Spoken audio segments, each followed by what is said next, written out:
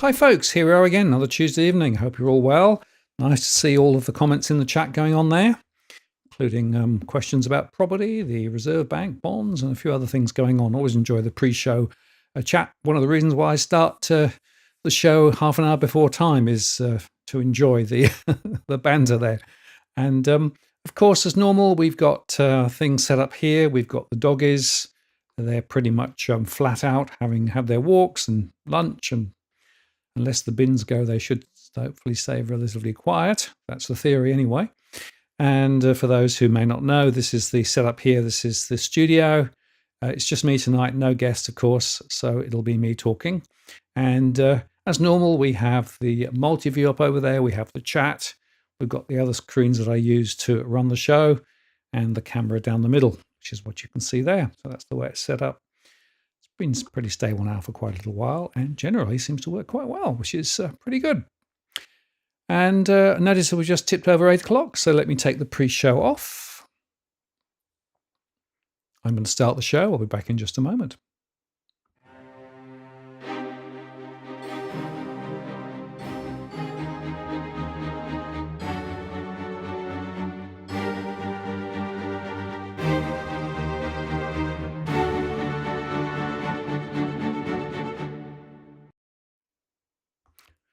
Hello there, it's Martin North from Digital Finance Analytics. Welcome to our latest show, and thanks for joining us on this Tuesday evening for our live show, where we're going to do a deep dive into some of the latest data on property and also discuss some of the broader implications, look at my modeling, and also ask some specific postcode questions too. I should say that it's just me tonight, so this is very much a deep dive on my analysis, and I think I may have overdone the the slides with Cookie's help. So Cookie, thanks again for all the information you've been sharing. There is a lot to get through. We're going to do it in 3 sections. The first section will be the latest news and some of the contextual stuff. The second section is my specific analysis on the modeling. The third section is looking at particular postcodes. And I've had quite a few come in beforehand. Done a bit of work on those, particularly looking at the price trends as well, which makes it quite interesting watching. Before I go further, I should just remind you that we're not providing specific financial or legal or property advice, a general conversation only. Moderate the chat, but feel free to throw your questions, comments, suggestions as we go. If you use that Walk the World, you can get into my queue, and then I'll see your question. Hopefully I can have a chance to answer it. Or indeed, if you'd like to support us via Super Chat, you can do that too. And in fact, if you put a super chat against your question, it'll go to the top of the list, or indeed make a contribution to what we do around here more generally. Always appreciated. We don't do this for profit. We do it because we think there's a really important conversation to be had. And of course, tonight it's going to be talking very much about property, what's going on, and the gap between the spiel that's coming through the social media and through the property reporters and the portals, and what's going on in real life. There's a bit of a gap, and the gap is, well, frankly, getting worse and worse. So it is a bit of a problem. And just to acknowledge, got a few people. MCM, hello, nice to see you there. Merlin, nice to see you there. Of course, the Old Faithfuls as well. So lovely to see everybody here, and we'll keep going. Now, I want to start by just sharing this particular picture. This is the latest from the ABS that came out today. And what it says is that the total value of residential dwellings in Australia rose to $11.56 billion across the quarter. The number of residential dwellings rose by 53,600. So just bear that in mind if you think about the migration. And the mean price of residential dwellings rose to $1.016 million over the quarter. So that means that the mean price across Australia is now more than $1 million. That is remarkable and disturbing. And you can see here the chart showing the value of stock rising. It did drop, of course, a few periods ago, 22, 23, but it's been rising quite steadily. You can see that the mean dwelling price, Sydney is leading the way at $1.25 million, followed by Queensland at $977,000 and the ACT at $949,000. That's a weighted average between houses and apartments. So it is pretty incredible. Billion. If I said billion, I mean trillion. Yes, $11.3 trillion.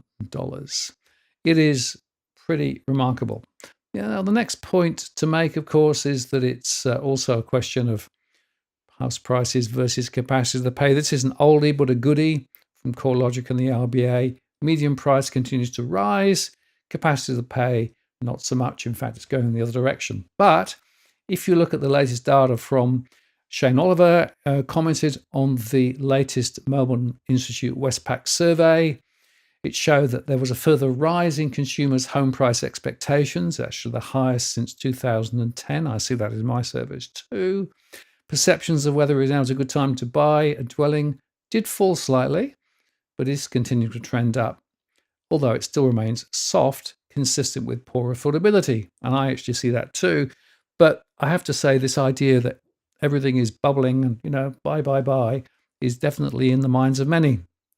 Actually, I made a show about that the other day called Property Myths versus Reality as Financial Pressure Still Builds. And today, I want to talk about those financial pressures, how they're still building, and what the implications are. But as we go into that, it is worth just reflecting on this chart, because this is actually, in a way, the killer chart, insofar that it shows you what broad money is doing. Now, broad money is a way of measuring the total amount flowing around the system, and this is the percentage growth. It's 12-month ended, updated each month. And I want to highlight that over the period between 2018 to 2021, we had a significant spike up.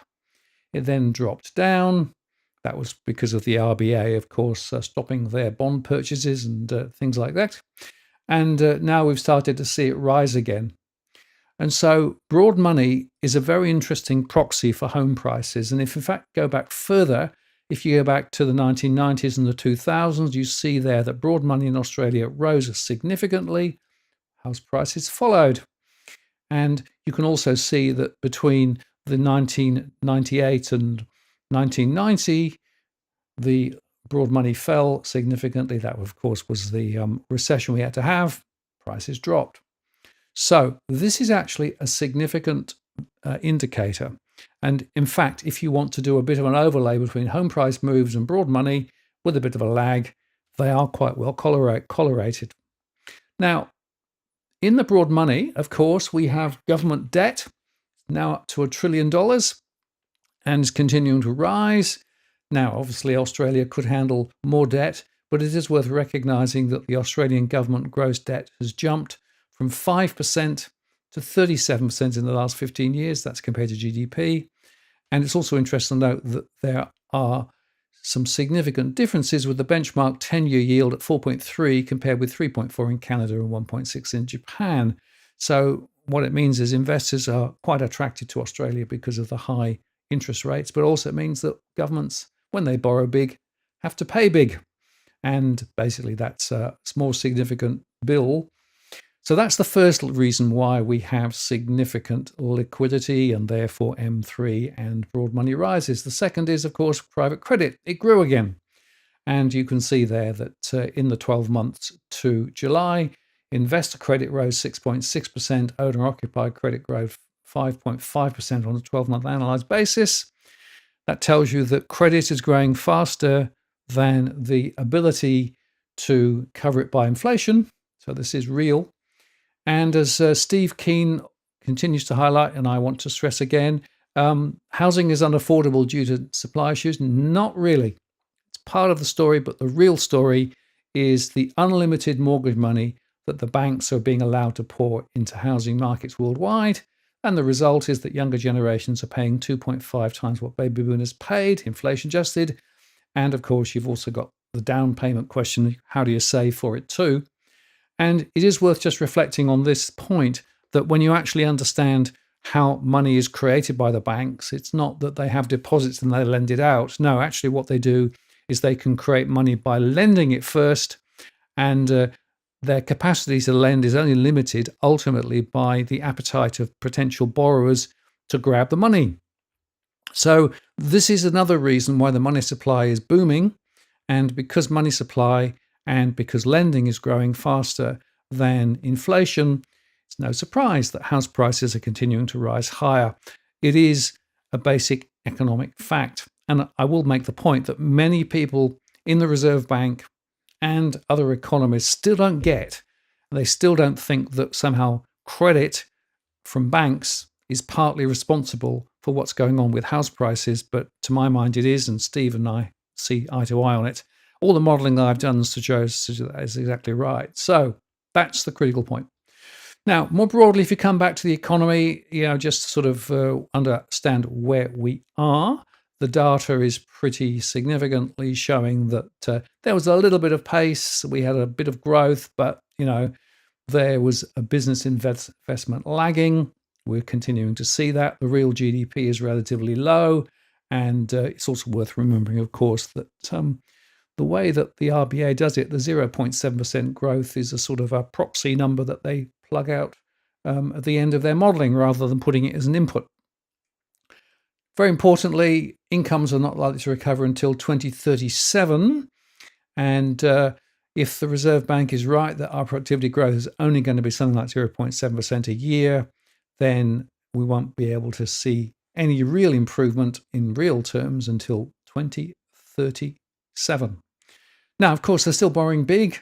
The government is now examining changes to the tax system, looking perhaps to reduce unnecessary regulation. Well, we'll see about that. But as Ted O'Brien says, living standards in Australia can only grow if productivity can be returned to a more sustainable level. And of course, the recent discussions in the round table around productivity didn't really add much to the debate. Now, of course, Chalmers is on one hand having a debate about intergenerational unfairness and claiming that it's the older people that have done it. And one of the reasons why he's perhaps wanting to try and tax assets. On the other hand, things like the super reform, it's getting a bit mired at the moment. And I think it's a good thing because this idea of taxing unrealized gains is unprecedented and very concerning. But I don't believe we're seeing much really good policy coming out of government at the moment. And they do seem to be wanting to continue to borrow big, despite what they say, which means that, of course, the debt gets bigger. And what that means is that we need more taxes. Taxing, of course, is at a very high level at the moment. All of the bans are frozen. And what we're seeing, of course, is now the government scrabbling around for other ways to try and get more money to come into the hopper through the tax system. And we'll see how that plays out. The next budget will be quite interesting, I think. Now, the other lever in all of this, and the conundrum is migration. Migration, of course, increases the pie.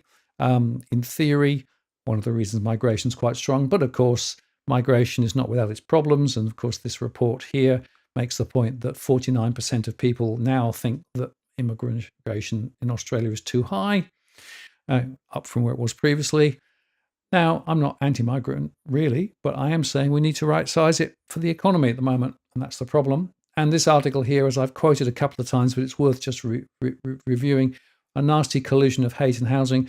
If you've got strong migration and if you've got people who can't effectively get a property because of too much demand, not surprising that you have contention. Not surprising that people then say, well, hang on a moment, is this right? Now, of course, on the other hand, Paul Scully in New South Wales says, well, we need more people because otherwise we're not going to actually have people living in Sydney. They'll be there without their grandchildren, et cetera, et cetera. And of course, we need to increase development. But, the supply side is not the problem, really. The demand side is the problem. Credit is the problem. And I discussed this all with Tarek the other day. If you check out our earlier show, is Australia approaching terminal decline? And we concluded that, well, unless things change, it's hard to see how things don't go down the plug hole.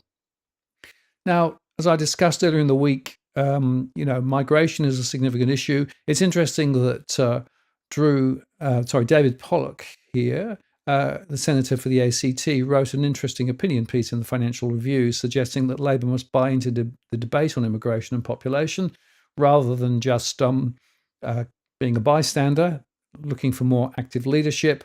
There is no net overseas migration target. And over the past few years, the Treasury forecast has been short of somewhere between 40 and 80,000 what actually happened. Inaccurate figures, lack of cohesion for population, lack of political leadership, and of course we need sufficient housing and other infrastructure for new arrivals. Absolutely. But the point really is, can we handle this given everything else that we've got? Now, of course, the other thing that's going on at the moment is this reshaping of the inner cities. residents opposed to New South Wales. Very interesting here that, 10,000 new homes around Woollahra. The YIMBY tendency, it's all of this same stuff here. And it's interesting, did you see this from CoreLogic? They published a report looking at the phase 1 and phase 2 Sydney Metro line expansion and showing the areas within 1K and the 1 to 5K away, where effectively the idea is that more growth, more momentum will happen.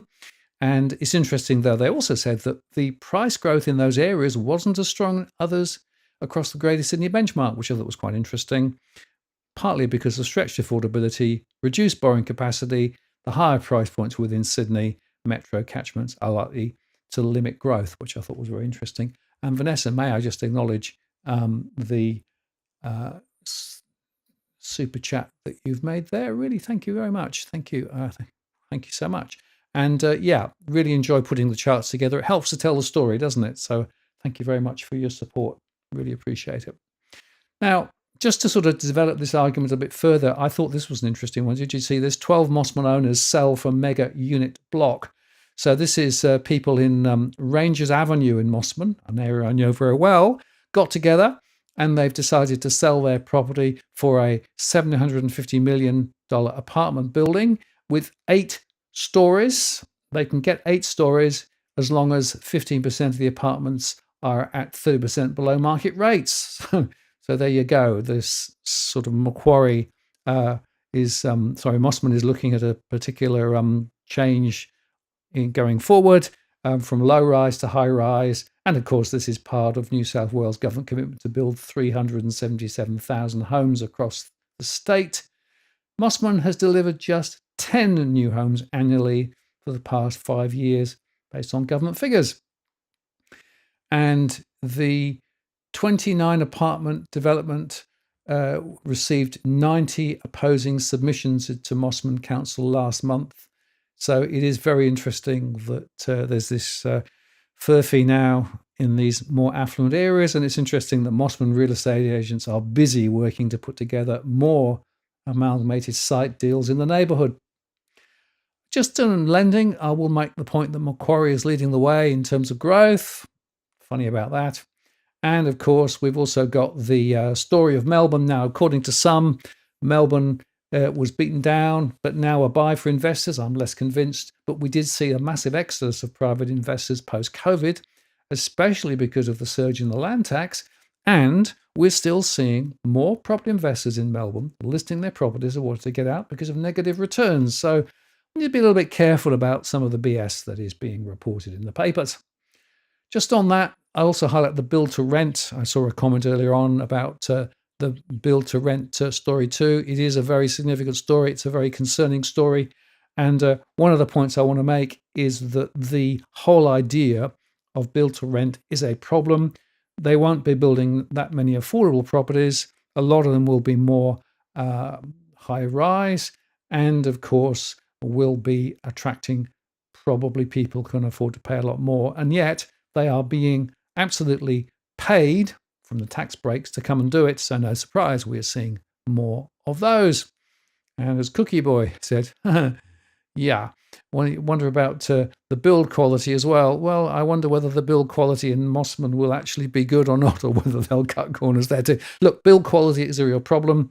I report this on a regular basis with Edwin, and we are seeing this. And the other interesting question I will pose is, will these build to rent buildings be much better too, or will they be just thrown up, bearing in mind it's very hard to get people to build anything at the moment? Now, the summation of all of this is on the supply-demand discussion. On the demand side, migration is a big question, as we keep coming back to, and we'll come back to it again. On the supply side, it's worth just highlighting this. The 1.2 million new homes will it help affordability to fade away? Probably not. Interesting question, but building 1.2 requires people to build, and the Master Builders Association is suggesting that that's going to be quite difficult. How are they going to reach the targets? Going to be very hard to do. Vying the first suburbs without children and grandchildren, of course, is the old thing they keep talking about. And just to add insult to injury, just let's show you this one. The government has frozen the construction code, of course, until 2029, trying to fast track housing approvals. But look at this. The dwelling approvals is well below where it needs to be to reach their targeting accord. And I would make the point that the chances of reaching the target is quite low. But the other point is the mix of property in these dog boxes that are being pushed very hard means that they might actually get towards the target. But nevertheless, even if they do, the quality of the construction will be poor and it'll be squashed together and it will change suburbs across the place significantly. And a lot of people in my surveys don't really want to live in those things. They would prefer to live in low-rise, whether it's just houses or whether it's low-rise apartments in low-density areas. But no, we're being corralled into high density. And of course, some people say, 50-minute cities and all of that jazz, which is part of the story. Now, as I reported earlier in the week, of course, the media is still pushing hard the idea of high auction clearance rates. With an initial cess rate of 75%, it was the fourth straight week that the preliminary clearance rate across the nation's capital hit the mark, according to Catality. But as I just remind everybody, number sold versus number reported versus number listed, it ain't the same. And when you actually realize that they report the number reported compared with number sold to make their magic number up, you can see that this is really not a very good indicator. And in the earlier show, I went through some of the other articles to show just how much spruiking there's been around the place. What I do think is true is this article here, that clearly there is a battle between first-time buyers and investors, and property investors are actually winning at the moment, particularly as interest rates are coming down because they can afford to borrow more. And I think that's a very significant issue. And it's interesting that the new owner of Domain went and sort of watched the auctions running, and he was amazed at the real drama there and the tears when investors outbid owner-occupiers. And of course, yes, the selling season is going into overdrive. Well, maybe not. And the point I want to make is we've got this massive disconnect between what people are saying is going on and what is actually going on. And I just scratch my head thinking, well, why? Why is it? Why is it that we've got this gap? Now, of course, we've got government incentives. We've got the first home buyer scheme, which will allow people to buy with a 5% deposit. That's going to start up in October. I'm going to run some special shows on that because I think that's a really bad move. And as Nicola Powell, also from Domain, said, investors are coming back, they're chasing capital growth, etc., etc. So there is a bunch of reasons why prices may well be rising, but when you look closely, it's not as simple as that. And my argument is that the chances are we're not going to be able to solve this. And the ANZ chief economist said this is a 40-year-old housing affordability problem. We're not going to solve it with just a small bit of building. And by the way, if you think the rates are going to get cut, well, maybe not. The Reserve Bank may be cautious, according to Shane Wright. Rate cuts fall as economy expands. And again, the party might be over for future rate cuts as we go on to a spending spree. ANZ's latest economic forecasts are not good news for frustrated households. There is a chance that we won't see any rate cuts. So, where are we? Well, it is quite complicated and difficult, of course, but the bottom line is I'm not sure that the RBA really has their finger on the pulse here. And in fact, there was this article quite recently that came in and said, well, maybe they don't know much about property prices, and maybe they're actually, wanting to walk away from part of the conundrum. It goes back to what I said earlier on about the fact that you've got this issue with lending being the priming of the pump that creates the liquidity that allows banks to lend more, that pushes prices higher. All of that's going on. But it does lead you to a very important question. I covered it in the other day in a post. Is there a confident or constrained consumer? The answer is a bit of both. There are some who are doing very well, but there are others who are not. And depending on where you are and who you are, you'll be feeling quite different about things. And if you want to really know the truth, this chart, I think, really is a very important one, just underscoring that Aussie renters will continue to see rents rising over time. This is from CBRE, and they're suggesting that the weekly rent for a two-bed apartment will continue to rise. And today it's, 450, 500, 600, but, in 2029 it'll be 900. That's because we don't have the policies aligned. We have the supply-demand disequilibrium. We have a government that's focusing on the supply side when we don't think they can deal with it. And on the demand side, of course, with all of these additional incentives, first-time buyer incentives, and everything else, not surprising that we've got this massive crunch going on. So there you go. That's sort of the first part of the story.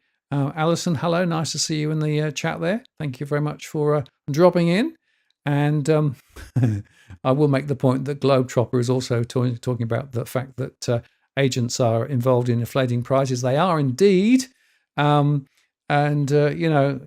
you go back to Edwin's conversations, as down under, it also says that we've got the crappy bills. Yeah, so we've got crappy bills, we've got the real estate agents playing, and all of that is flowing into the problem. So let's move into the second part, which is just a little bit of an overview of my modeling.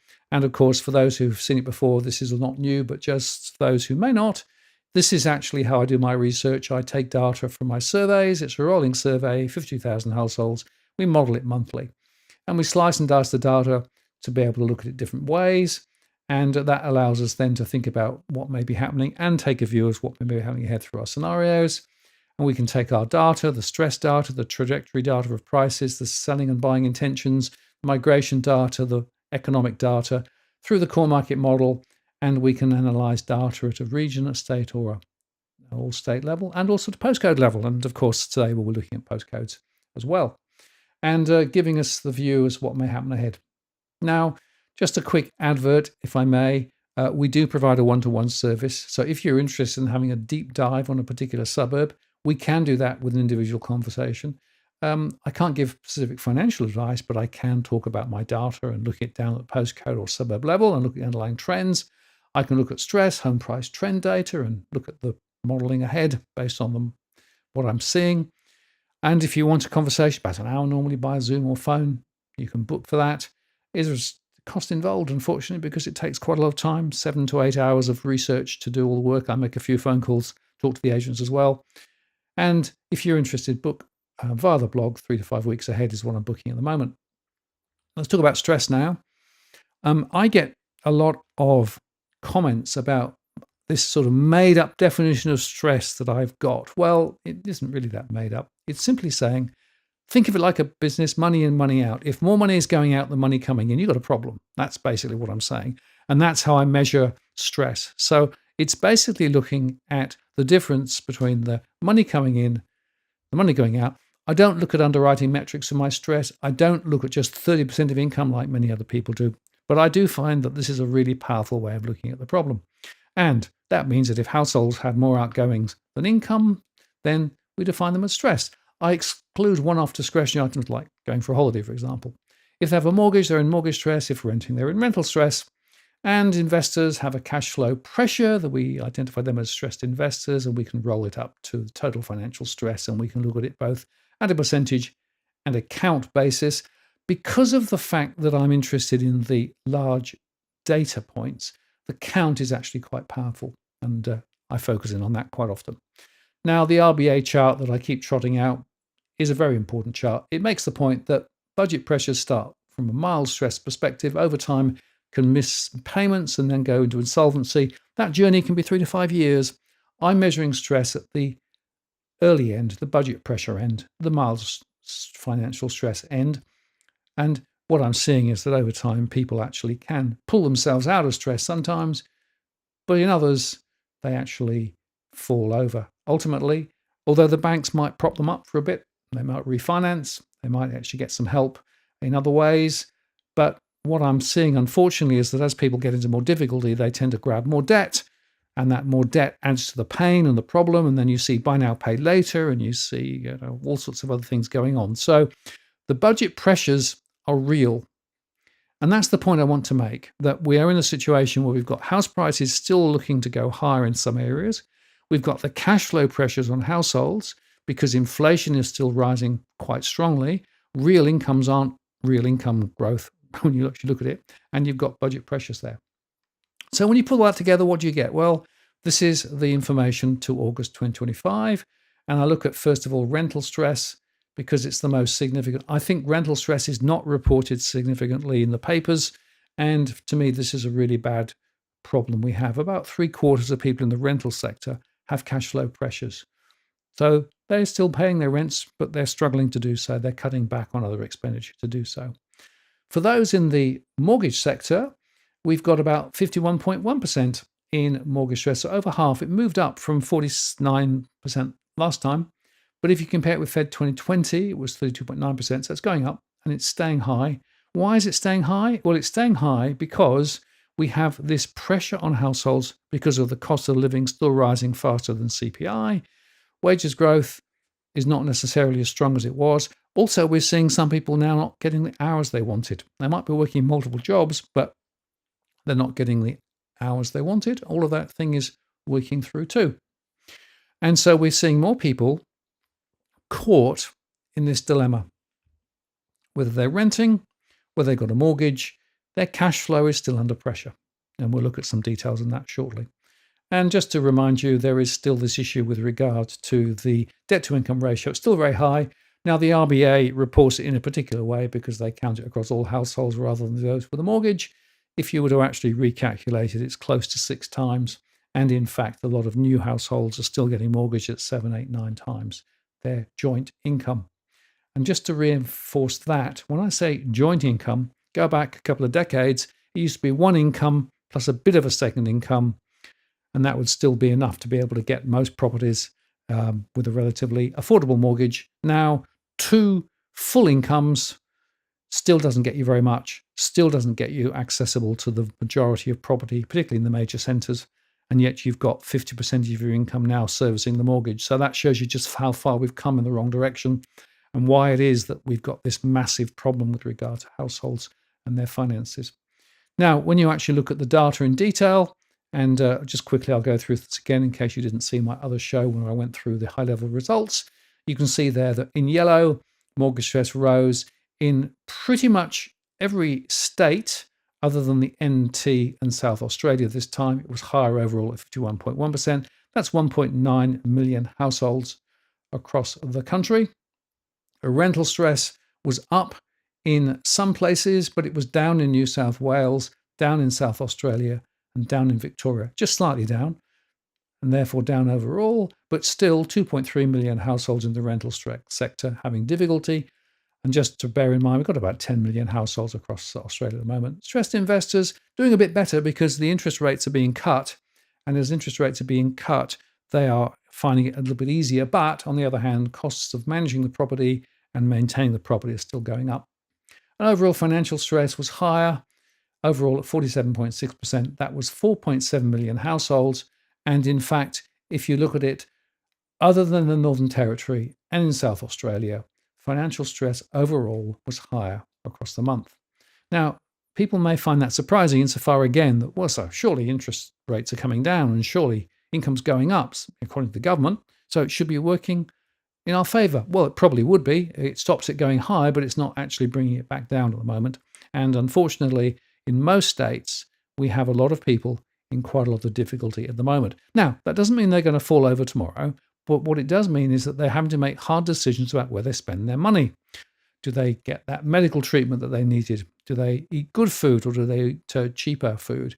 All the things that they have to do, they have to make prioritizing decisions. One of the ones I keep coming up against is school fees. Do I still pay the fees to the private schools or do I actually go the other way?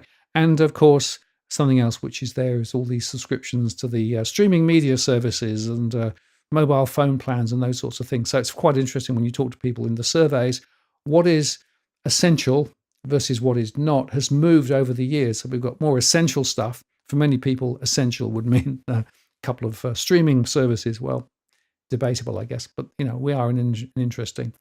So it is fascinating to see this playing out at the moment. And another way of looking at it is actually to look at it through the segmentation or the cohorts.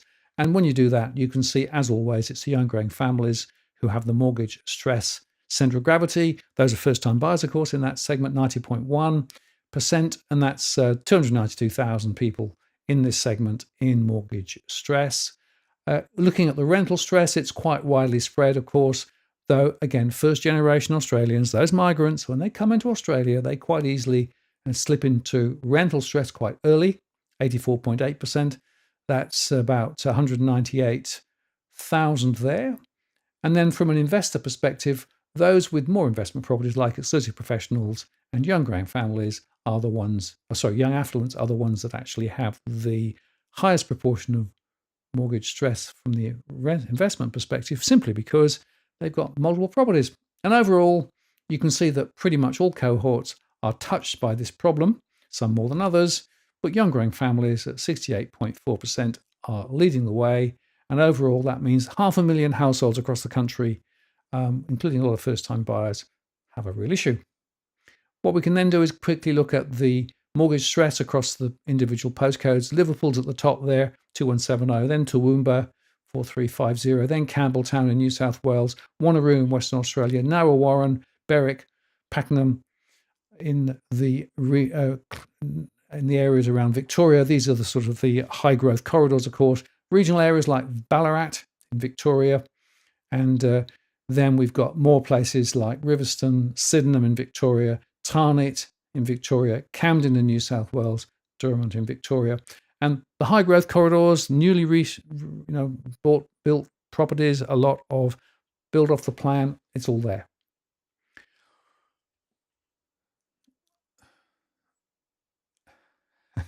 Cookie Boy says, thanks for putting up the clicks for the beautiful people. Well, Cookie, thanks for making the clips available. It really is appreciated. Now, Toowoomba is way overpriced in Hudson. Absolutely, Toowoomba is horribly overpriced. And it's interesting when you look at Toowoomba, 81.4%, Campbelltown, 100%. Now, these are, rough indications. My point is there are a lot of people caught in this particular area in the mortgage belt. Looking at the rental belt, looking at risk of default, I will just do that before I go on. You can see here Cranbourne, Mandurah, Armidale, Roxburgh Park, Success, Tarnit, Bundaberg, Beckenham, Derwent, Toowoomba, Wanneroo and Gosford are all areas where the risk of default over the next 12 months are significant. I've sorted it by the number. Still not massive percentage, but enough to be concerning. And again, it is fascinating to see how this issue of default and mortgage stress follow on from each other, but there is a lag, 4 to 5 years. Okay, now that's an interesting one from Robbie. Let's put that up. Hey, Robbie, nice to see you in there. I'm going to talk about our earlier conversation shortly.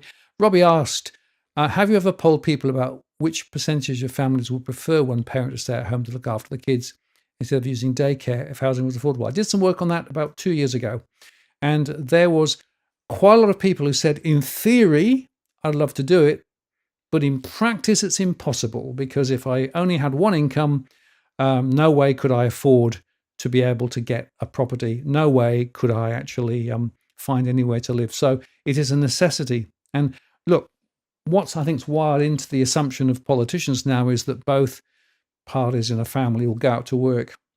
And of course, the childcare costs are massive, which is an interesting conundrum for many people, but trying to trade off childcare versus going out to work is a problem.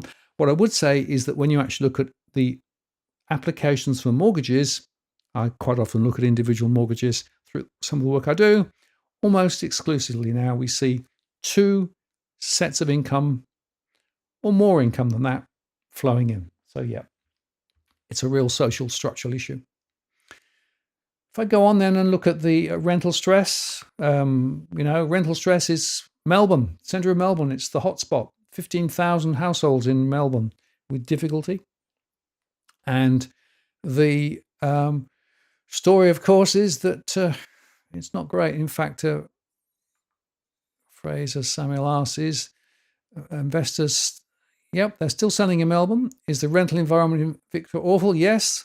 I think it's a no-go zone, absolutely, particularly for apartments, exactly. And if you look in the centre of the city, it's hotspot there. Look at Docklands as well.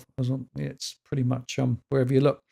Toowoomba in Queensland, Liverpool in New South Wales, Tarneit in Victoria, Southport in Queensland, Campbelltown in New South Wales, Zetland in New South Wales, Westmead in New South Wales, Cooma in Queensland, Ipswich in Queensland, Mount Druitt in New South Wales, Derrimont in Victoria, and Yatala in Queensland is where we see the hotspots.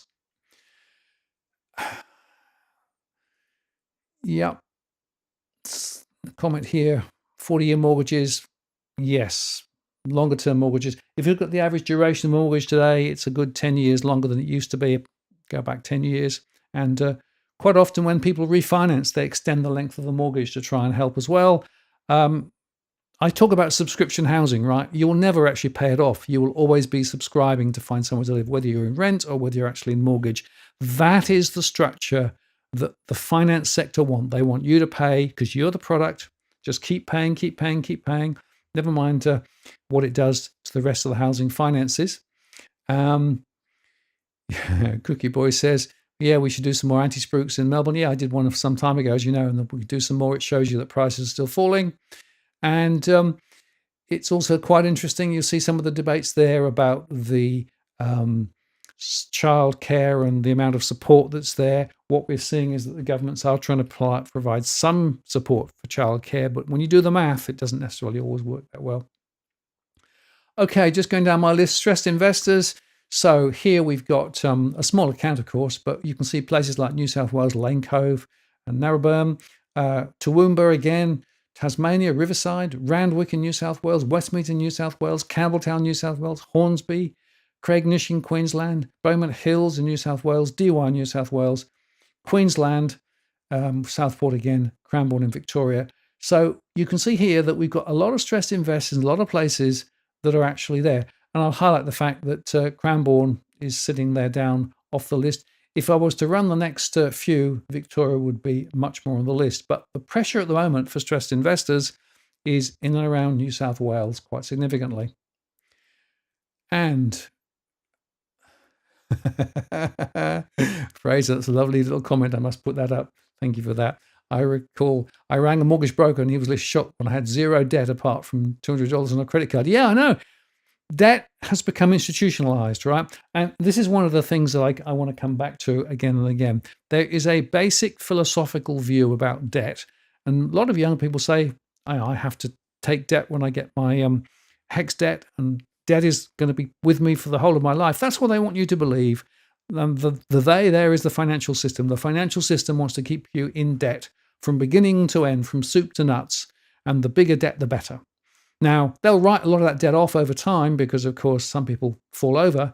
But if they're making enough and they're making massive profits, they can afford to write it off. And they just want you to continue to be in debt. Now, I've always argued that getting out of debt is the best thing that you can do for your finances. And a lot of people say, no, never do that. Well, some people say I'm going to take my debt to the grave. Well, maybe, but I would argue that actually that's a bit of an issue. Remember that the longer the term of the mortgage, the bigger the interest payments that you make over the mortgage time. So it is pretty much part of the same problem. It's all baked into the plan. And I'm afraid I believe that it's deliberate. I believe that it is deliberately set up. And all of this idea is we want people who are dependent on the banks, dependent on paying the debt. That means you've got to go out to work. You go out to work to pay the debt, to go out to work to pay the debt. That is the way that it works at the moment.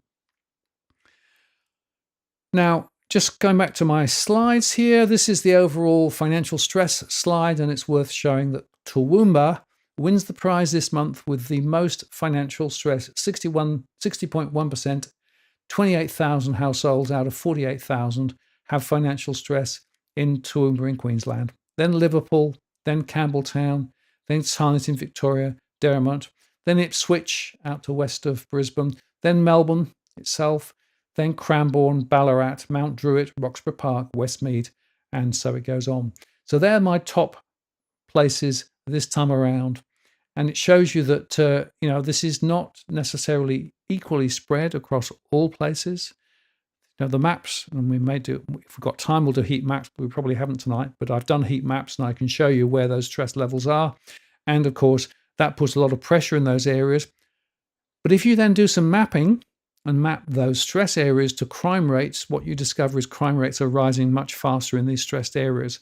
So there is a direct correlation between the stress levels and the issues relating to society, family violence, and all those things, as well as other types of crime. And it's interesting to note the rising crime in Victoria is quite significant. Now, I need to move on and talk a little bit about the scenarios. Now, of course, my scenarios are ways of exploring different futures. They're not predictions, they're sensitivities. And they show you effectively how this all can have an impact on what may happen ahead. They're running forward from today, and I have three. The Goldilocks zone, where we get further rate cuts to around 3.35%. We see inflation easing. We see wages rising faster than inflation. We don't get a recession, but migration strain stays above average. That's the sort of the Goldilocks zone, the best case.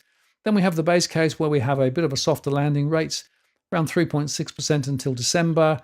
Inflation falls, but then rises again, and we're starting to see that now, actually. And it stays above target until 2026. We don't get a recession.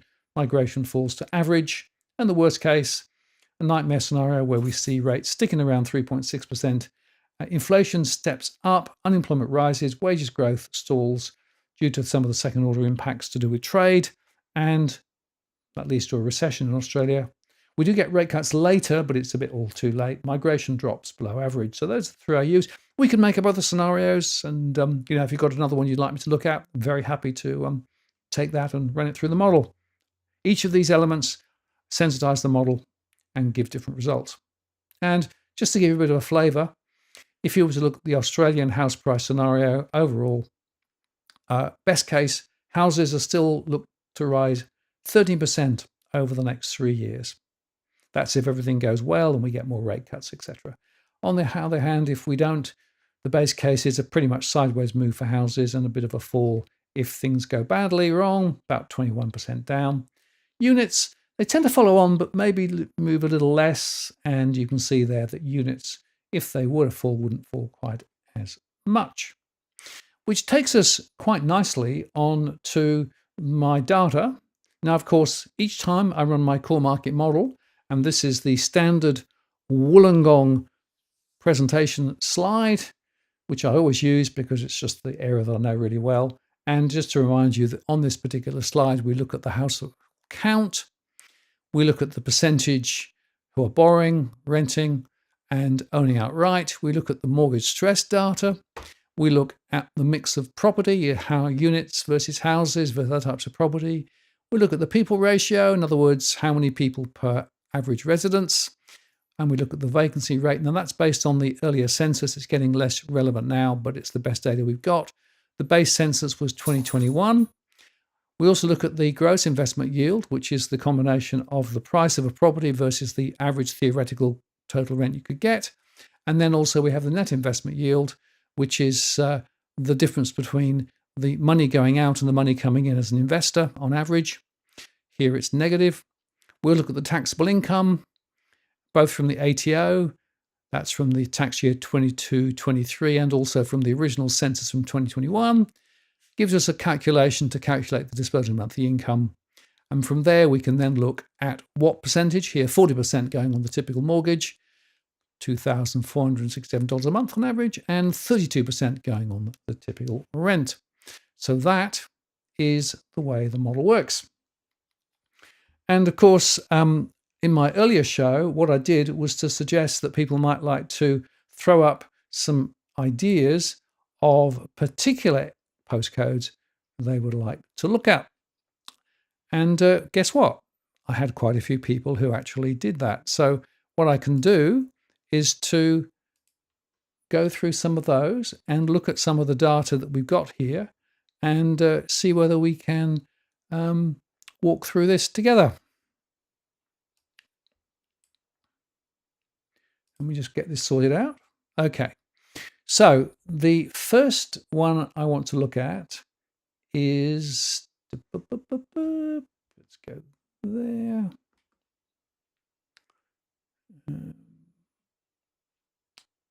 Just need to set this up so I can see it. Okay. So the first one is from Raphael, and he asked for postcode 2620 2620, and also Canberra. Well, I can't do the whole of Canberra, but I have done a Canberra position as well. So let's start with postcode 2620. And if we bang that into the model, and if we then cut across to the model, okay, so this is 2620, which is Gundaroo in the South Coast. And here we have 18,000 households, 25% own outright, 44% of borrowing, 30% of renting, half are in mortgage stress, roughly half are in rental stress too. And you can see there that houses are at 67% of properties. We have some units and some other types of property there. People ratio is sort of families, it's 2+. Vacancy rate was 7%. The gross investment yield was 3.3. Net investment yield was minus, so they're losing money, minus 2.1%. Average taxable, 96,000. I've also got the census data, 113, and you can see the multi-flag is coming up. That suggests that more than one income is going to pay the mortgage. Disposal monthly around $7,000, with 36% going on the typical mortgage, $2,600, and typical rent 23.6% at $1,694 a month. Looking at the scenarios, well, the best case scenario, there's a rise over the next 3 years for houses. Base case, a bit of a fall, and worst case, a more significant fall. Units tending to follow on. So that's the first part of the story. But we can also look at the other part of the story, and that relates specifically to the price trend data.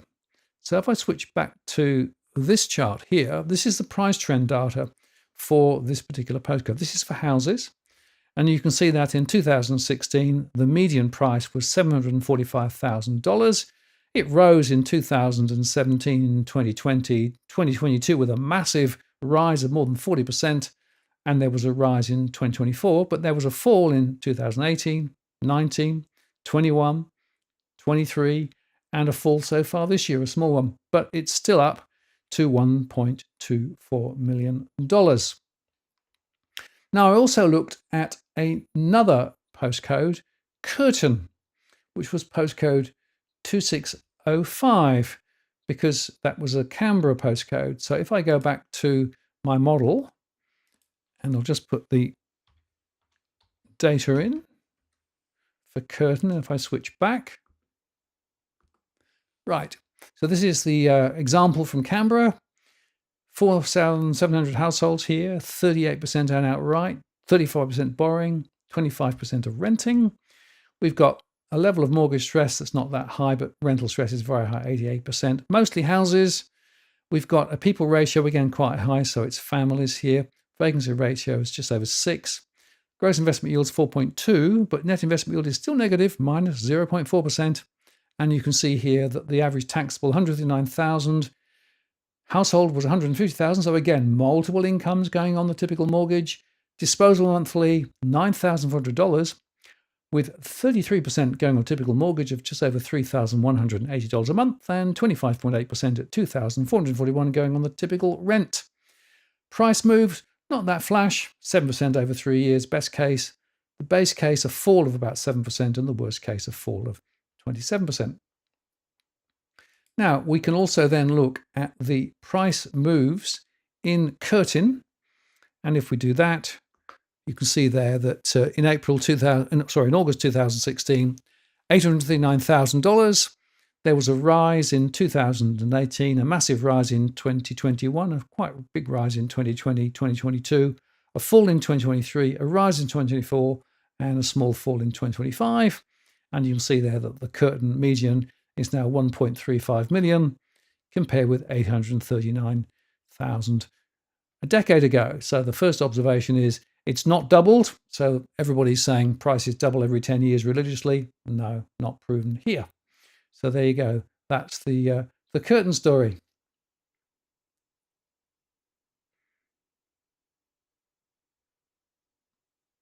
Now, I also had a request for postcode 3160 from Pip. So if we look at that, 3160, let's put it in my model first. Now this is Belgrave in Melbourne.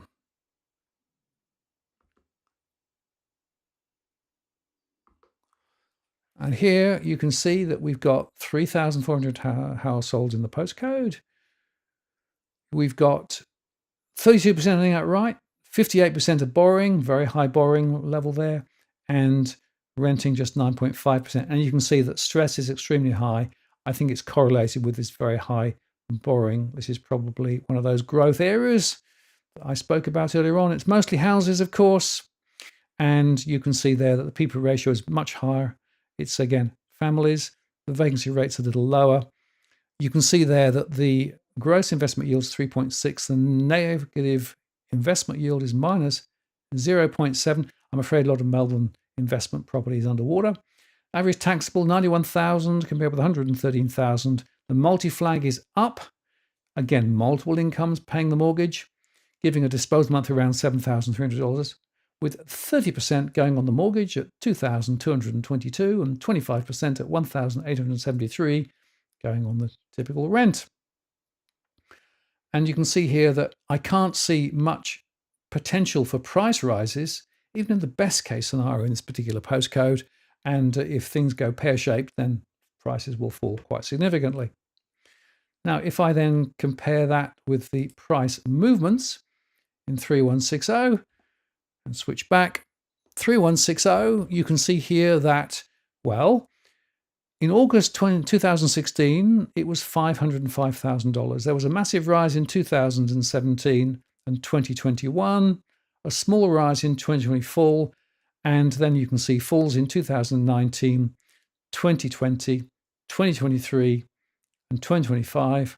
And in fact, compared with last year, prices are continuing to slide, and the average is now 866,000. This is houses, of course, in this particular postcode.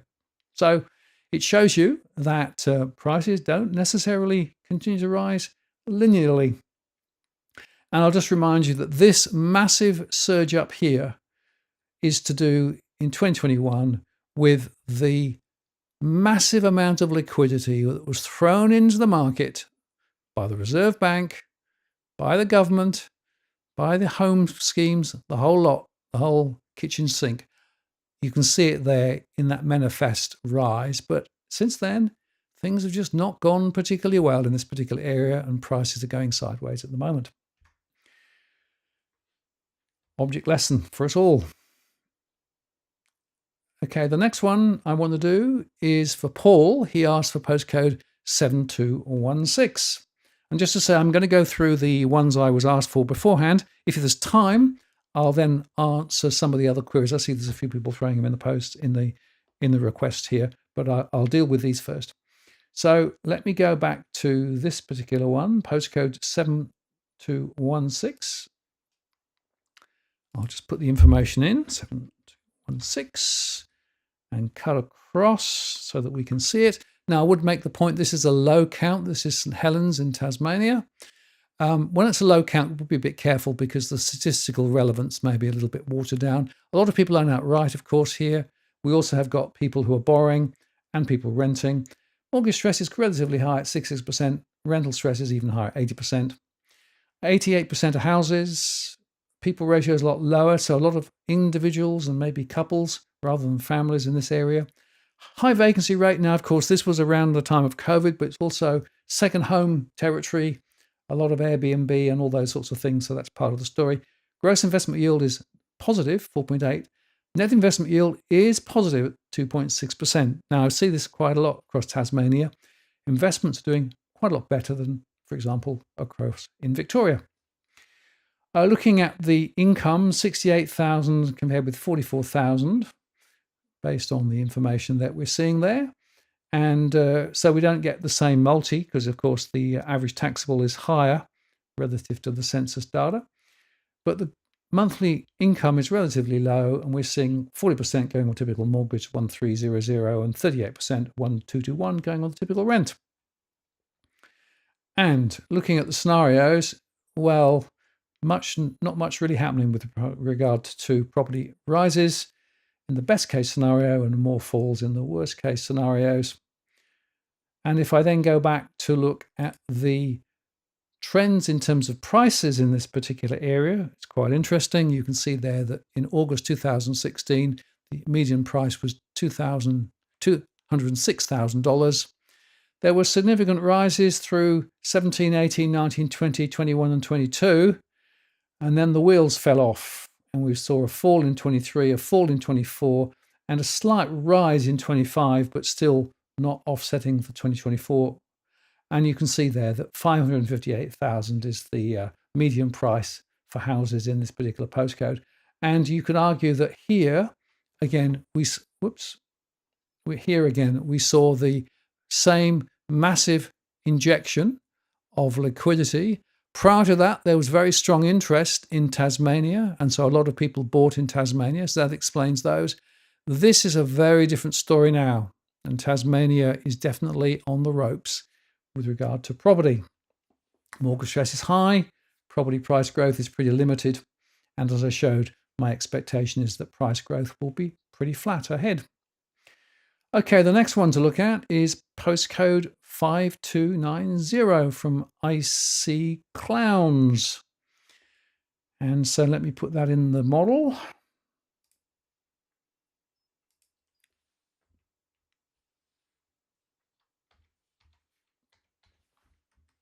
So this is Mount Gambier in South Australia, and I cut across to it so you can see it. You'll see there are 11,000 households with 31% owning outright, 35% borrowing, 33% renting. You can see there that the mortgage stress is at 34% and the rental stress is at 52%. 76% of houses. We've got a people ratio of just 2. Vacancy rates around 9. We've got a 4% gross investment yield, a negative investment yield of minus 0.3. Taxable was 73,000 compared with 62,000 from the census, giving a disposal monthly around $4,400, with 29% going on typical mortgage, 1300, and 24% going on the typical rent, 1096. Scenarios are: best case, still significant rises ahead; base case, a small rise; and the worst case, a bit of a fall. And switching back to the other picture, if we then look at the price trends, you can see there in August 2016 it was 224,000, and we saw quite significant rises really, particularly in 2019, 20, 21, 22, 23, 24, and 25. So this is an example where prices have indeed doubled in 10 years.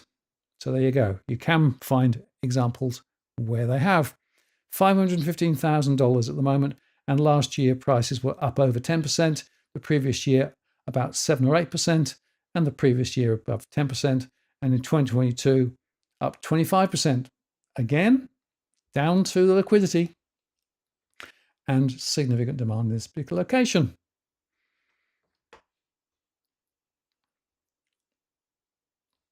David asked for postcode 4868, so we'll put that one in the model.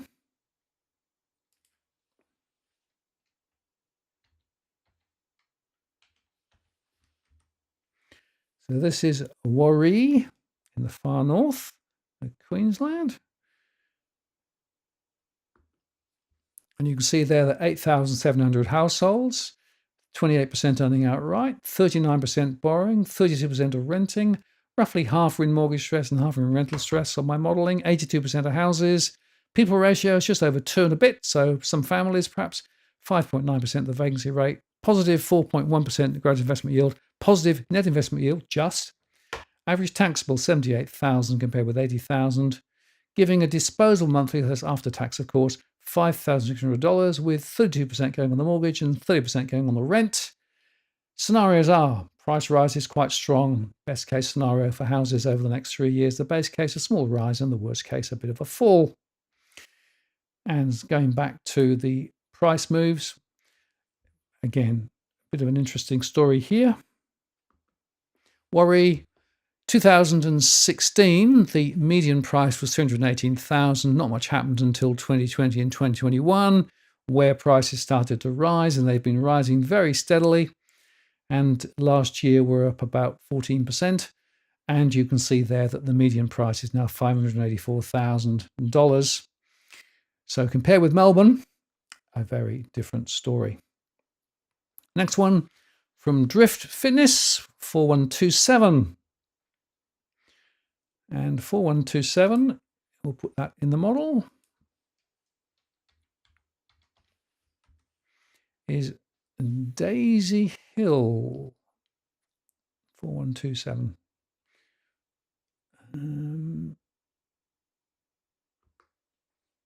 4127.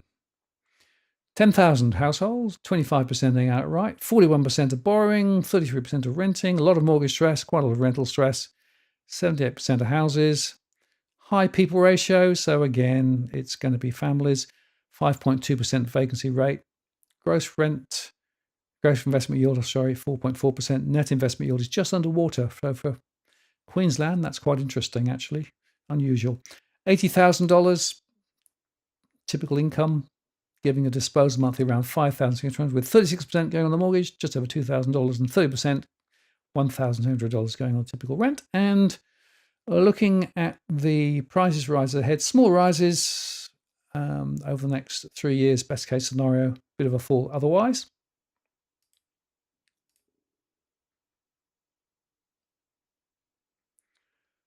Okay. 41. Did I do the right one? Hang on, let me just check. 4127, yeah.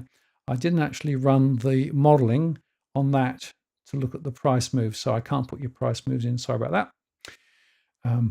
I missed it. Let me go to the next. Let me go to the next one anyway. Postcode 4122. Mr. Bingold. 4122. Where's that? 4122. Mount Gravatt East. And here you can see 18,000 households, 28% owning outright, 36% borrowing, 35% renting, 48% in mortgage stress, 79% in rental stress, and overall financial stress 50% here. 71% of houses, and you can see there that the people ratios, probably some families there. Vacancy rates around 5. Gross investment yields 4.4. Net investment yield underwater minus 0.1. Multi-flag is up, so we've got multiple incomes going on the mortgage, giving a disposal month around $6,800, with 34% going on the typical mortgage, $2,100, and 30% to $3,603. Can't say it. 30%, $2,068 going on the typical rent. And if I look at the price moves in this particular postcode,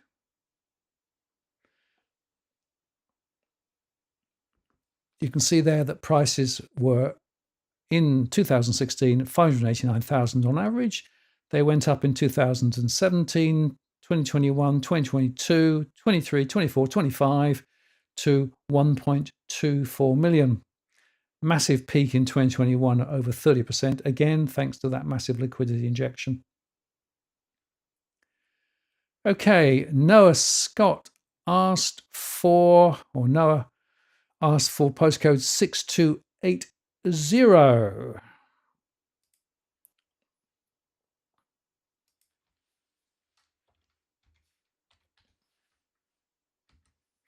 which is West Bustleton in the Kalgoorlie district. And here we have 12,400 households, 36% owning outright, 37% borrowing, 25% renting. We have not a lot of mortgage stress, not a lot of rental stress, a bit, but not a lot. 89% of houses. We've got a bit of a lower people ratio, so probably some individuals as well as families. Quite high vacancy rates there too. Gross investment yields 4.1. Net investment yield is negative 0.7%. Average taxable 89,000 or 71,000, giving a disposal monthly of about $5,000, with 42% going typical mortgage, just over $2,000, and 35%, 1,745 going on the typical rent. Strong price growth expected in the best and base case scenario, a bit of a fall in the worst case scenario.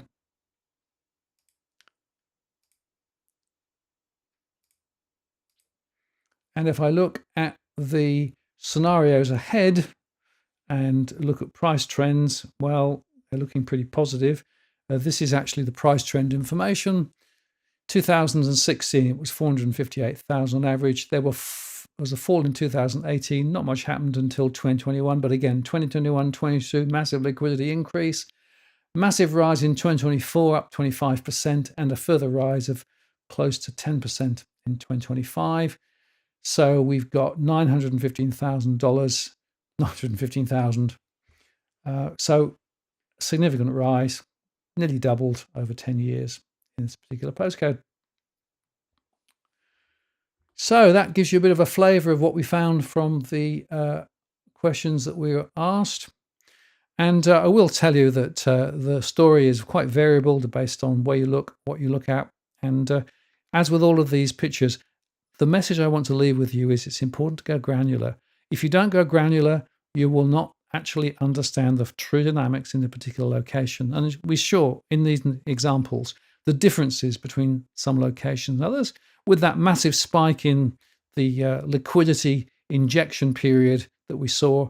And now, of course, the government's doing somewhat similar things, so it wouldn't be surprised to see further price rises ahead. Now, let's have a look and just look at the chat and see what we've got in terms of other requests for postcodes. And if we've got time, we'll cover a few of those. So let's see what we've got. Looking down the list, Steve, I think, was there with us. Postcode 6163. So let's put that in.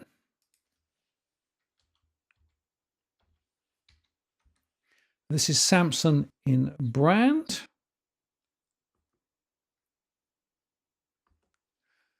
I'm going to just take you off so you can see the whole thing. So this is Samson, 23,000 households, 32% owning outright, 39% of borrowing, 27% of renting, roughly half in mortgage stress, not much rental stress going on, 75% of houses, people ratio is above 2, so probably some families there.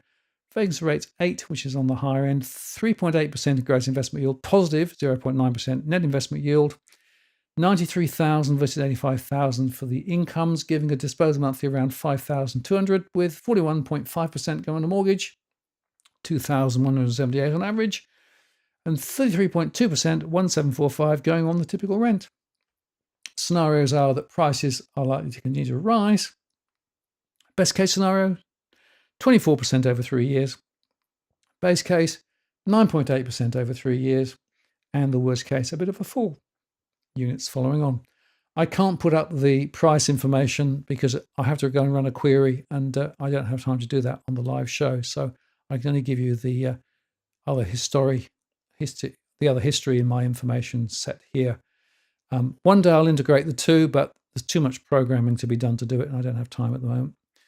Now, Drew asked for postcode 3337,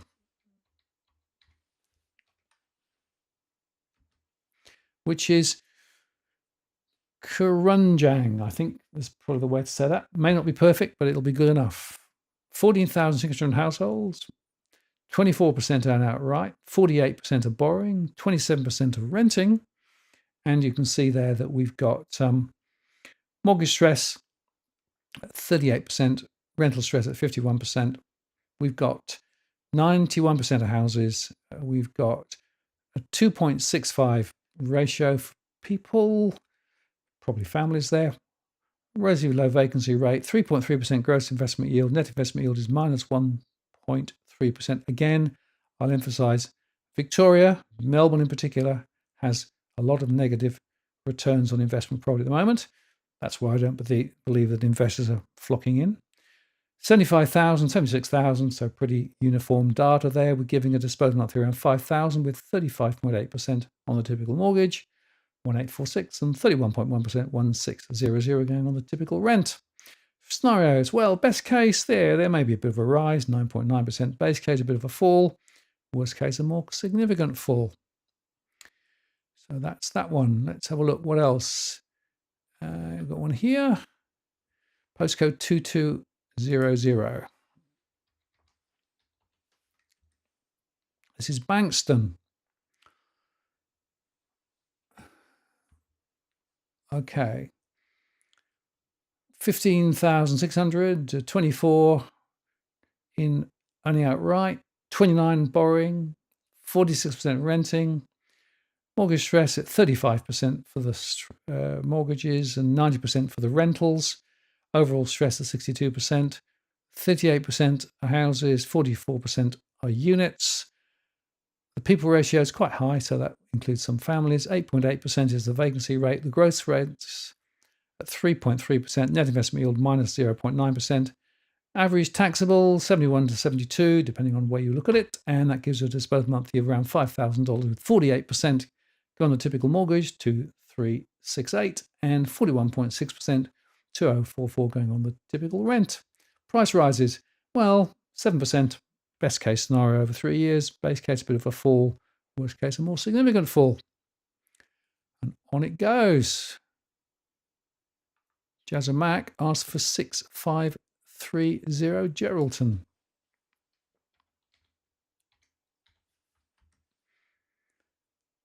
Yeah. Put one up, get rid of that so you can see it. So here, 13,000 households, 31% earning outright, 36% of borrowing, 31% of renting, 30% in mortgage stress, 42% in rental stress. And you can see there that 85% of houses, the people ratio is just over 2, 4% is the gross investment yield, minus 0.6 net investment yield, 89,000 versus 77,000 for the income. That's a disposal monthly around $5,400 with 33% going on the mortgage, 1,820, or 23%, 1,245 going on the typical rent. Scenarios are positive in terms of price growth in the best case scenario, in the base case scenario, worst case scenario, not so much.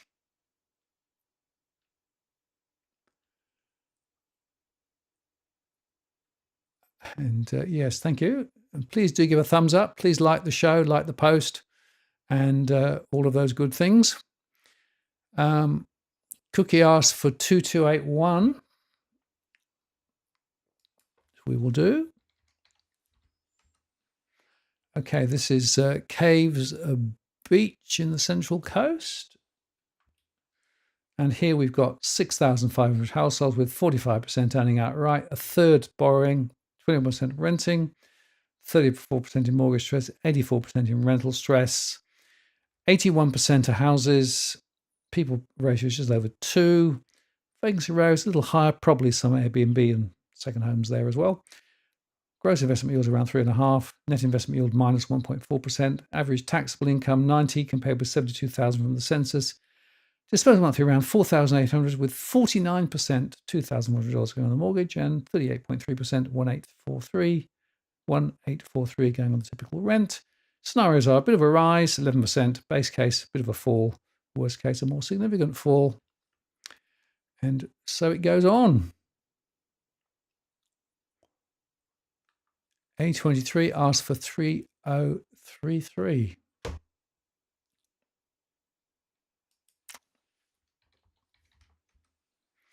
Just Kilo East in Melbourne.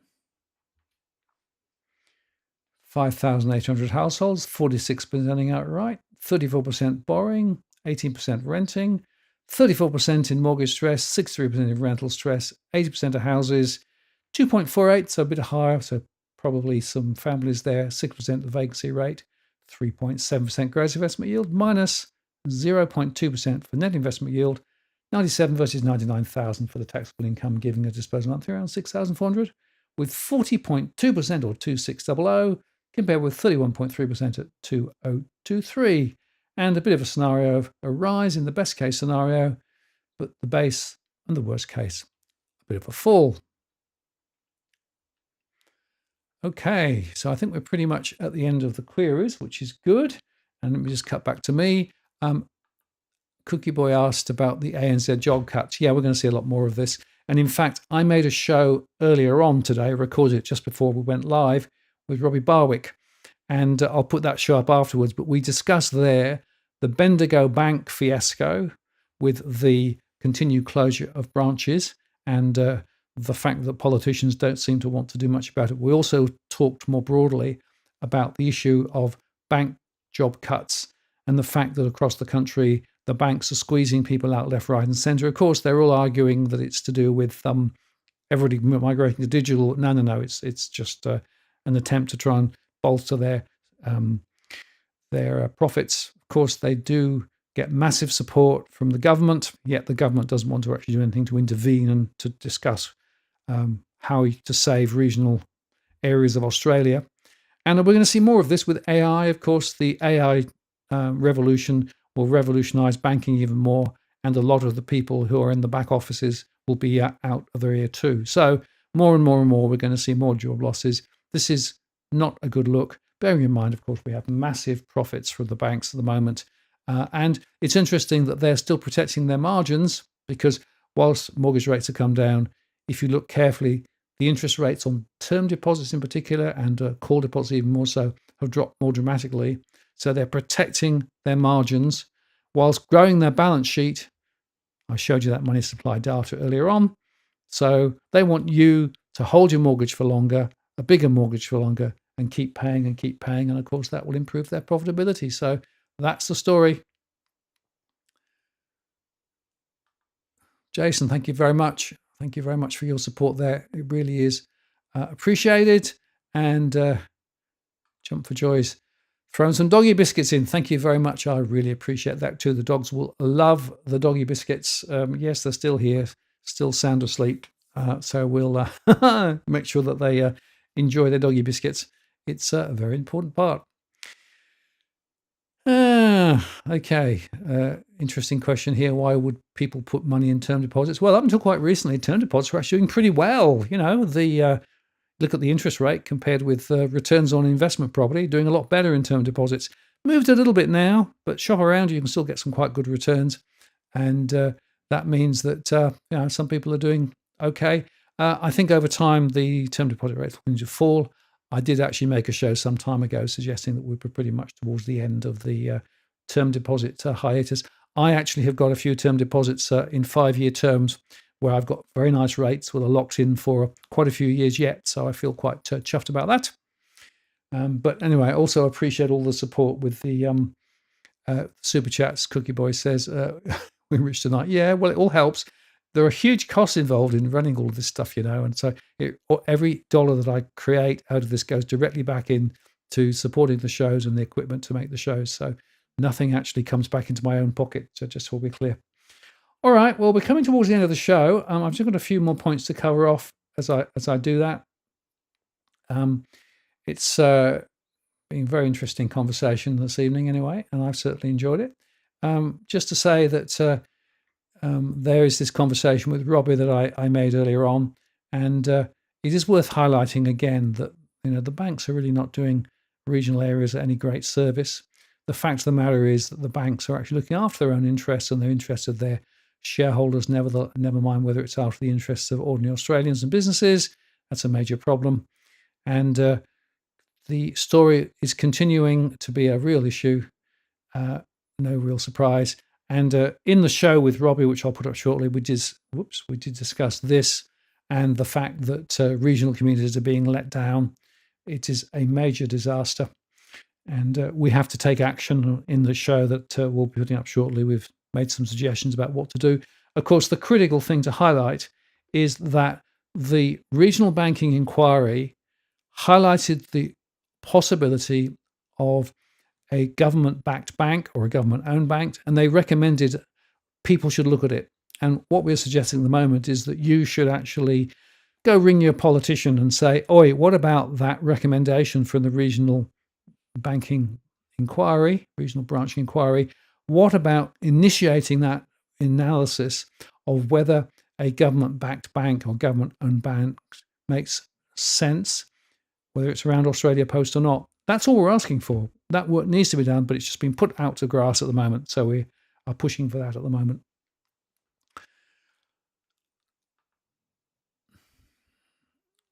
Thanks to you, Ben, for that comment. And Logan, yeah, thank you very much. And nice to see you in there. And thanks for the comments. Yeah, absolutely. We did. And watch the other show. You'll be, I think, surprised at just the way that the conversation went between Robbie and Bendigo. That's a bit of a bit of a teaser, but it was a very interesting conversation, and it just showed that what is going on is what you would not want to be going on. And of course, they're looking after their own interests, not the interests of the community. And just to remind you, banks are there at the gift of the Australian government. They support them massively, but they're there to help and facilitate commerce across Australia. Take the bank away and commerce disappears, which of course is the massive problem that we've got in so many parts of the country at the moment.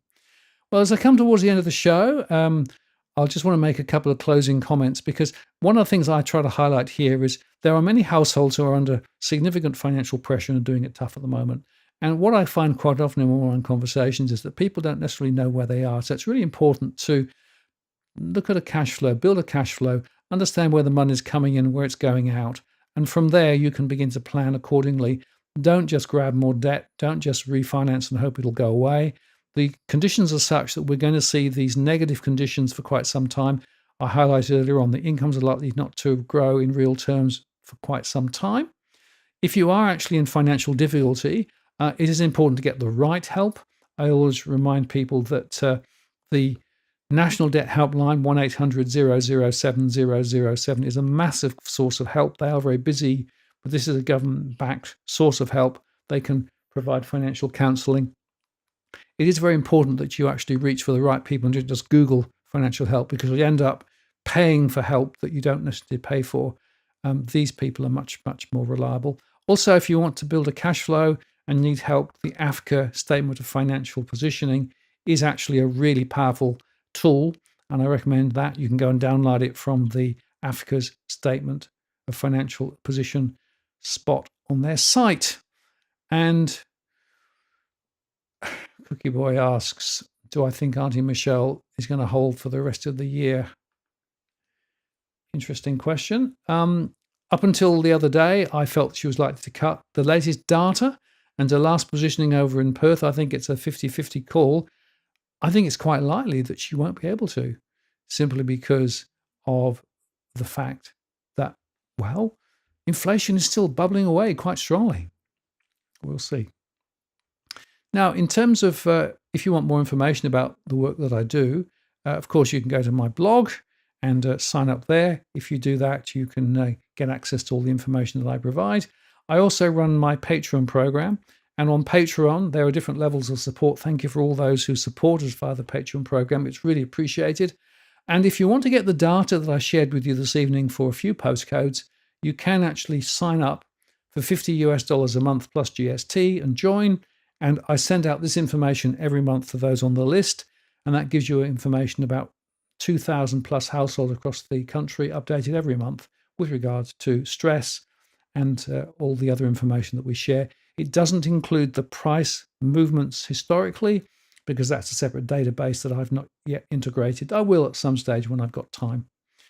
And also, just to say that if you want more information about Walk the World, there's a walktheworld.com.au channel. The blog is there. That's the link to the blog if you want that. And if you'd like to make a one-off support payment, you can also do it via PayPal. And that's the PayPal list there. Or indeed, we support Bitcoin as well if you're interested in making Bitcoin. Now, just to say that next week, Leith Van Onselen's back. And of course, Leith is the macro business guy, the guy who has been focusing specifically on migration. And Leith is back for another show next week, so that'll be fun. And just on that, he published this statistic, which just shows, it's a lovely chart that Tarek also reposted, showing the per capita GDP growth for all of the different recessions in the 70s, recessions in the 90s, the early 80s recession, the 2008 slowdown, and now you can spot the difference. We are going backwards. And that's really my closing thought. So there are many people who are up against it and who are really being caught up in this spin about property. And what I want to say is that there are clearly signs of property prices bubbling higher in some areas, not all areas. But it's very important that people are actually making good, considered decisions, get the right information, get the local information, make sure that you really understand what is going on. Don't just take those high-level spooks that are out there. Don't just be misled by the auction clearance rates, which, as I keep explaining, are on a miscalculation basis, but are still reporting all the media about hot, hot, hot. And just to remind you that not all parts of the country and not all types of property are going up. Some are going backwards. So it's really important to be careful. Make sure that you don't rely on the marketing spiel from the real estate agent or from the very inexpensive property report that was done as part of the marketing campaign. Get your own campaign too, and make sure that you make sensible decisions.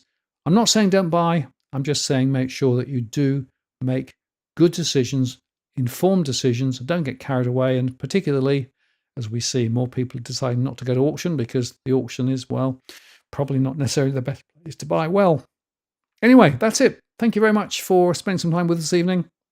The dogs are here, ready to go for the next walk. So that's my next task for the day. I want to say thank you very much for spending some time with us this evening. Thanks for all the comments, questions, and the super chats. Really appreciate them all. I'll look forward to seeing you next Tuesday on the live stream. Check out my show, which will be posted shortly with Robbie on the banks. I've also got a show tomorrow about gold, which I'm recording, which will come up shortly as well. There'll be some extra shows also about the government incentive programs for first-time buyers. So there's a lot happening on the channel. Check out the recorded shows. And meantime, I'll look forward to seeing you next week. This is Martin North from Digital Finance Analytics signing off. Take care. See you soon.